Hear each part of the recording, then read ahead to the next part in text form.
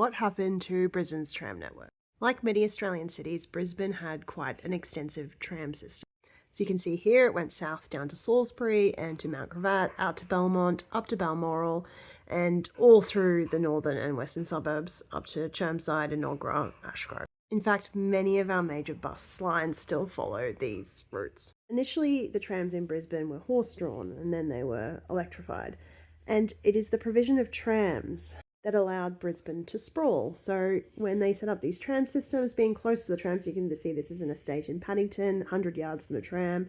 A lot of advertisements like this show that these new subdivisions are walking distance to the tram or near the tram terminus.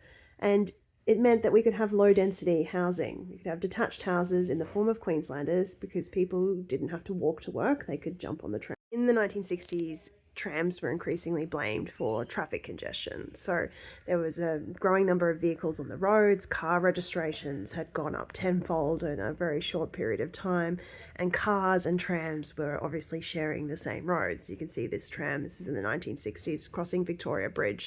Then Clem Jones was elected, and in his second term, traffic congestion was the major focus.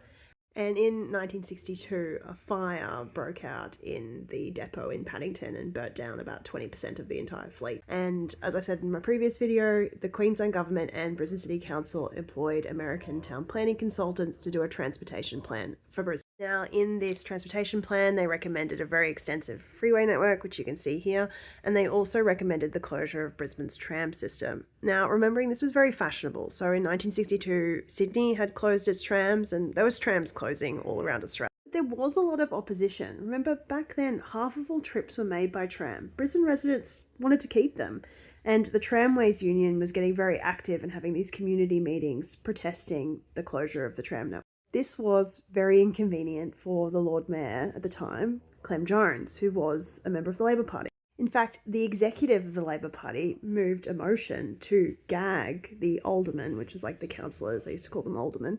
They went to gag the councillors so that they couldn't speak out against the closure of the tram system. The union asked for a referendum to be done for the people of Brisbane to vote on whether they wanted their tram system to be closed. But Clem Jones pushed ahead, and in 1969, the last tram ran. Now, this paper was published by economists at UQ in 1971, and they criticised the methodology of the Wilbur-Smith plan, so the transportation plan, saying that they looked backwards and looked at car registrations, the amount of traffic on the road, and then they simply extrapolated that to 1981 without considering how government could actually influence people's choices of mode of transport. This was the future that they saw for Brisbane. You can actually see, this is on Boundary Street in West End. You can see the tram lines here. And this is the future they envisioned. Highways. Obviously, they ran out of money and they didn't actually get to do these well. But they did build the highway that sliced Wollongabba in half. And now this had a lot of consequences, particularly for things like local primary schools.